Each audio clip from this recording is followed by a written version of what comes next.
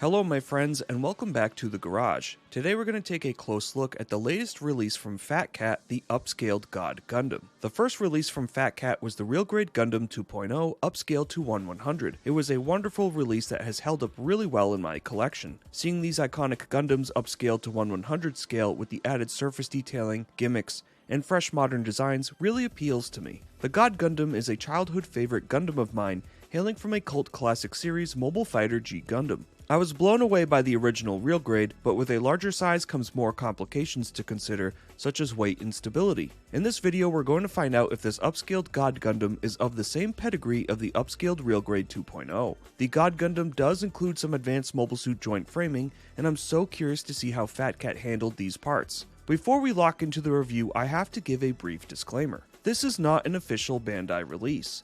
This is an upscaled version of a Bandai kit from a third party. That technically makes this kit a bootleg, but since this updated design of the God Gundam doesn't exist in this scale through official means, it falls within my criteria to cover it. We only cover third-party kits on this channel if they don't exist in the same scale and features through official means. I've bought 4 official Real Grade God Gundams, so Bandai has definitely seen my fair share of support for the official release. I implore you to consider supporting the official release if you plan on picking this kit up as well. Bandai's development of the original is the only reason why this kit even exists in the first place. I have come to call these kits the RG100 series as a nickname, so there will be moments where I refer to this as a RG100. If you like this video, be sure to drop a like and consider subscribing. We're always talking about Gundam on this channel, and it would be great to have you here as a part of the Gunpla Garage community.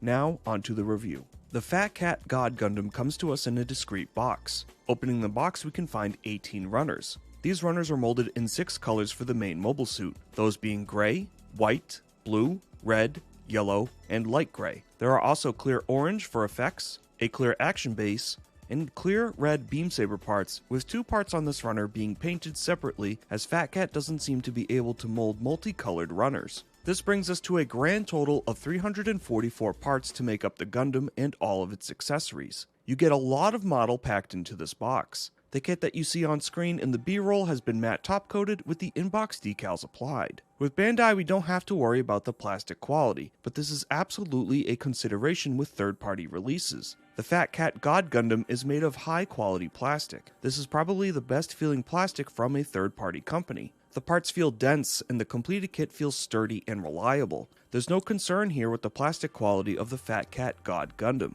With the aesthetics being designed by Bandai, all credit goes to them. Fat Cat didn't do anything to change the aesthetics in their upscaling process. What's most important is the mold of all the parts here is of a very high quality. This makes all of our detail work easy to accomplish and leaves our completed kit with a wonderfully upscaled representation of the original Real Grade God Gundam with all proportions and aesthetics recreated perfectly. Bandai does get all the credit for the reimagining of the design, but Fat Cat did a great job with the upscale here. The assembly of the God Gundam was very smooth. Really the only thing that gave me a little trouble was getting the head armor onto the frame, as the front of the head needs to seemingly scrape across the Vulcans to snap correctly into place. I had to force these 2 pieces, but that was the main hitch with this build. In terms of the rest of the construction, everything snapped together with a similar clutch power to what we see with a Bandai kit. The only 2 pieces that were tight-fitting was the leg connection to the waist. The original Real Grade God Gundam does include the advanced mobile suit joint framing in the shoulder and in the forearms. These are the pre-molded articulated joints that Bandai used to construct the early Real Grades, and Fat Cat does not have this technology. To overcome this, the joints were constructed with a few swiveling pieces that sandwich the joints together. Fat Cat's solution to this is simple and effective, giving us reliable articulating parts that we assemble ourselves. The original Real Grade has a lot of keyed locking joints on the forearm, bicep, and even in the legs. On the Fat Cat version, we only have keyed joints in the leg and the upper hip. The keyed locking joints in the forearms and the bicep do not exist here on the Fat Cat, resulting in a simple socket and peg joint. While this does make the assembly easy, it does have some repercussions when it comes to articulation, which we will cover later. Fat Cat maintained the ease of assembly that came with the official Bandai release, making their second foray into upscaling a Bandai kit an impressive display of quality. Panel lining the RG100 God Gundam was done with dual methods of panel lining. For the bulk of my lining work, I used Tamiya Accent Color Black, panel lining directly on the runner and cleaning up with Zippo lighter fluid. I use this method for about 85% of this kit's lining. The other 15% of lining I used a Pigma Micron .003 pen. The Tamiya liner flowed well throughout most of the kit. A good majority of the detail lines are well chiseled, leading to easy application of the Tamiya liner. There are, however, a handful of panel lines on this kit that aren't as deep as the 1/144 version of this kit. The rear heels and rear thighs come to mind immediately. In the few instances that I noticed the liner was not flowing well, I stopped and washed the whole section clean and lined with the pen. Cleaning up the Tamiya was easy, and I didn't experience the staining effect on this plastic as I have with other third-party kits. Once the kit is assembled, you can see your hard work pay off, as panel lining the kit really brings out a lot of the nice details. The legs have a lot of panels with different colors butting up against one another. This helps you increase the aesthetics of the Gundam, giving the impression of more panels throughout the design. You could always panel line these sections if you wanted to draw more attention to these details, but I left them blank as I felt the contrasting colors against one another was enough detail and looked perfect to me. This upscaling could have led to poorly defined panel lines, which would have made panel lining this kit take a lot longer and would have made the final product look a lot cheaper. With little to complain about with the panel lining, I really have to give props to Fat Cat for ensuring the upscaling process maintained the integrity of the original real grade mold. That way panel lining remained an enjoyable experience. Real grades are typically designed in mind for minimal seam lines. The God Gundam is no exception and does a great job keeping the seam lines to a minimum. The biggest seam lines you'll have on this kit are on the wings themselves. The construction for these wings are two halves put together, so there's really no avoiding or hiding these seam lines as panel lines. To rid yourself of these seam lines, you'll have to seal them, though I find the completed model looks just fine without sealing them. These are hardly the most defensive seam lines on display. The other seam lines throughout the kit are on the side of the torso, under the arms, and the venting of the shoulder armor. However, these seam lines have a crevasse going down them, which is easy to line with a panel lining pen, masking the seam line as a panel line. That really only leaves the God Gundam with a noticeable seam line down the middle of the wings, an exceptional handling of the seam lines for this kit. Funny enough, the upscaled RG-100 God Gundam is more color accurate out of the box over the original real grade release from Bandai. Fat Cat color separated the hyper mode fins on the inside of the shoulders, where the original real grade had these corrected with a sticker. The only place on the Fat Cat that would require stickers would be for the eyes and camera sensors on the black piece for the head. They did include stickers for the chrome pieces throughout the kit, but I don't use these as I find the chrome stickers really make these completed models look cheap. Included in the box is also a full set of water slide decals. These decals are of high quality, similar to brands like Delphi or G Rework. These are leaps and bounds better over original Bandai water slide decals. The decals lift off the page within 5 seconds of being in warm water, and I didn't run into any tearing while applying these decals. The decal scheme is easy to follow in the back of the manual as well. The only complaint I have is a nitpick for these decals. It unfortunately follows the Bandai trend of having some of the chrome accents as part of the decal itself. These accents usually line up over panel lines, and getting these decals to fill those panel lines is near impossible even when using mark softener. This is only apparent on the front skirts and the rear backpack, but I kinda wish these were just omitted from the decals in general. If it sounds like I'm reaching for something to complain about, that's because I kinda am. So far, this kit has exceeded all of my expectations. The biggest builder woes are nub marks and to a lesser extent mold lines. The RG-100 doesn't have any mold lines to speak of, which is a good thing. The runners aren't a direct copy from Bandai's runners, so there was a chance that mold lines would be introduced into the parts here, and thankfully that's not the case. When it comes to nub marks, a good majority of this kit is undergated, which really makes the nub cleanup simple and easy. Some of the undergating is in a valley of the piece, so it might be difficult to get the straight blade nipper in there to finish off the nub. It's best to keep an X-Acto blade close by to finish off these undergates perfectly. If the nubs aren't undergated, they're usually on the edge of pieces, again making for easy clean removal of the nubs. There are a few instances where the nubs are directly in the middle of a piece. This is easy to spot on the gray claw connectors on the forearm, as well as the lower light gray armor for the legs. For these larger nubs, I absolutely recommend cutting them down and finishing the nub with a gun primer razor or a glass file. This is similar to the first Fat Cat release, as the RG 2.0 upscale did have some larger nubs that needed to be sanded down to get a perfect finish. Just like the panel lining, you'll need to employ multiple methods to clean up the nubs here for the God Gundam. If you use the 2-cut method for this entire kit, you'll run the risk of leaving scars on the plastic and even some parts having small gaps from not fully cleaning an undergated nub. With the build covered, let's dive into articulation, and there is a lot to cover here. The head is on a swivel in the torso, a swivel in the neck, and a ball joint in the head. Just the torso swivel alone buys us a lot of articulation. we're almost able to look downwards 90 degrees. We're able to look upwards about 45 degrees. We are able to rotate the head 360 degrees all the way around. The head can also tilt just a little bit left to right. The torso has lots of points of articulation. For starters, the chest can open up to reveal the King of Hearts crest. The Vulcan covers can open, revealing all 3 barrels. The bottom of the torso can extend, allowing you to bow the Gundam forward a lot. There's 2 swivels here, one on the lower waist and one in the upper waist. The lower waist is able to swivel left to right a decent amount. The swivel in the upper waist is able to swivel all the way around 360 degrees. With the waist closed, we can tilt left to right 25 degrees in either direction. There is a slight chest curl, but the main ab crunch comes from the waist extension gimmick. The front skirt armor is on a swivel and a ball joint. The skirt can swing outwards and upwards 160 degrees, fully getting out of the way for articulation of the legs. The rear skirt can swing outwards 70 degrees. The side skirt is on a ball joint connected to the rear skirt and has a swivel in the center, so it's able to rotate and swing upwards out of the way so we can get a full leg split. It can also rotate to keep the leg covered when the rear leg is swung back. The final bit of articulation for the waist is the connections in the leg. They are on a sliding gimmick so they can tuck up into the waist or swing downwards in the waist for more articulation of the legs. With the right leg dropped and the left leg tucked, let's test out the leg articulation. Kicking forward, we can kick forward 90 degrees with the tucked leg, but 120 degrees with the leg dropped. We can split out 90 degrees flat with the leg tucked and 110 degrees with the leg dropped. We can kick backwards 45 degrees with the leg tucked and 50 degrees with the leg dropped. The thigh has a swivel so the leg can get a wider stance. The leg is on a rotation for 180 degrees in the top of the thigh. The knee is double jointed, giving us excellent leg compression. The lower shin armor is on a ball joint so it can swivel around. The foot is also on a ball joint so it can swivel around, and it can also rotate left to right, as well as forwards and backwards. The foot itself is on a swivel so it can swivel upwards and downwards.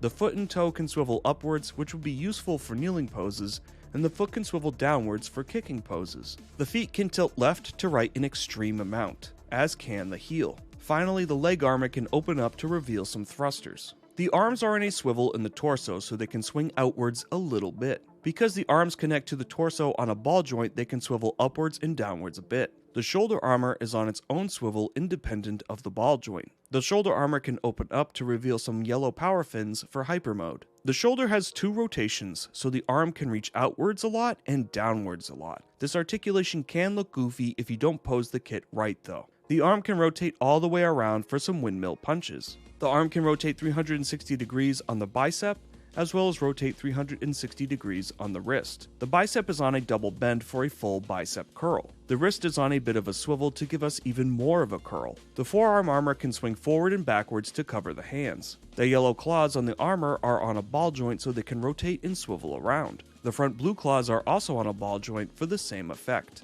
Finally, the hand is on a ball joint so it can rotate and swivel as a ball joint does. The backpack is actually a small vehicle called the Core Lander. Outside of the Gundam, the Core Lander can open its cockpit. The middle portion of the Core Lander can swivel downwards, that way it can plug into the Gundam. The 2 thrusters at the end can swivel up and down. The subframe for the wings can swivel downwards and upwards to tuck or expand the wings a bit.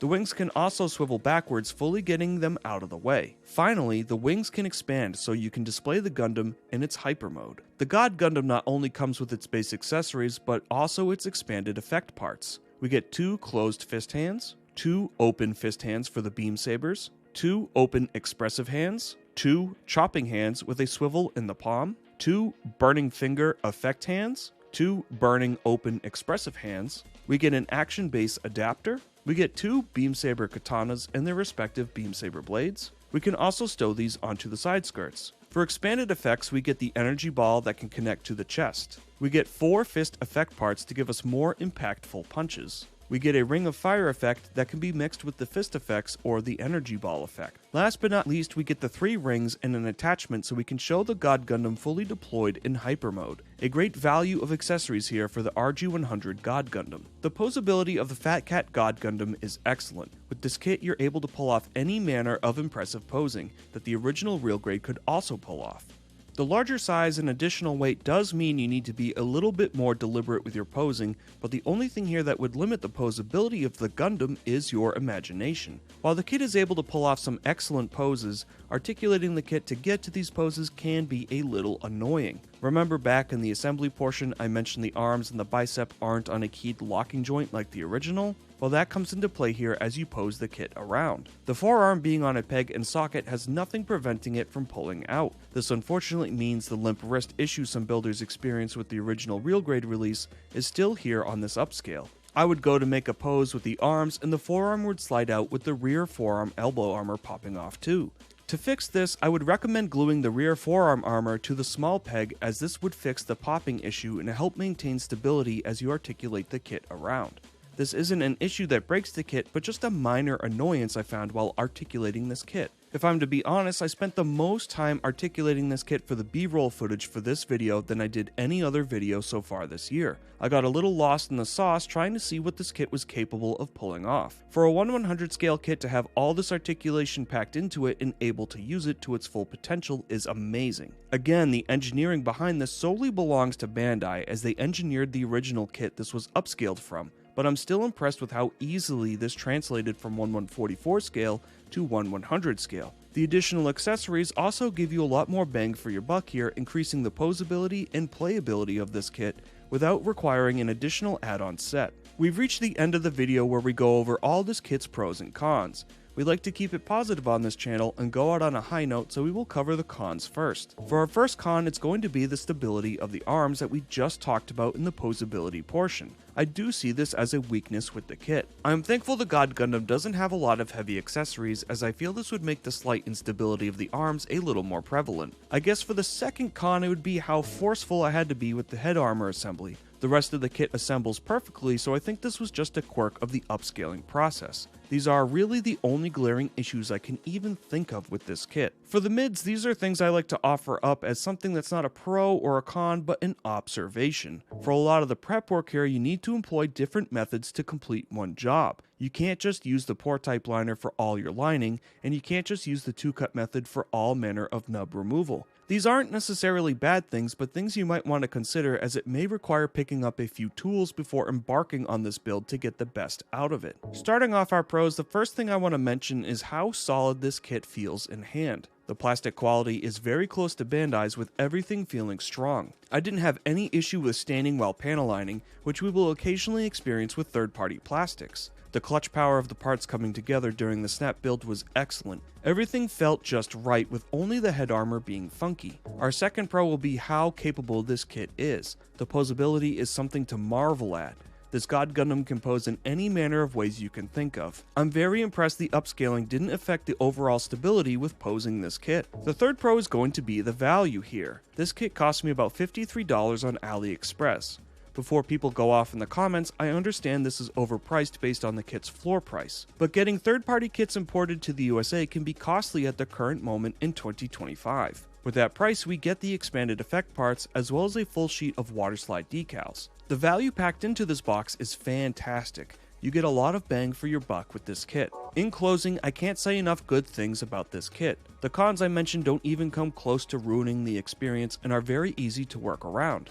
It didn't stop me from spending hours posing the Gundam and seeing what I was able to accomplish with this kit. I find the value packed into this box is very high for the price I paid for it, and gives you all the things you need to fully complete this Gundam with what's inside the box. The additional accessories give you plenty of play and posing features too. The revamped design we saw with the release of the Real Grade God Gundam looks amazing here in 1/100 scale. This kit absolutely gets a high recommendation from me. If I had to describe this kit with one word, it would be sensational. Fat Cat has proven they're able to take Bandai's incredible engineering and upscale it to near perfection while maintaining a high quality build that's enjoyable from the moment you open the box. Now, if we could just get an upscaled Real Grade High new Gundam from Fat Cat, I would die happy. Thank you all so much for tuning into this review of the Fat Cat Upscaled God Gundam. If you watched the whole video, drop a fire emoji in the comments below. Tune into the next video where we venture to Mars to see what's going on with Tekkadan.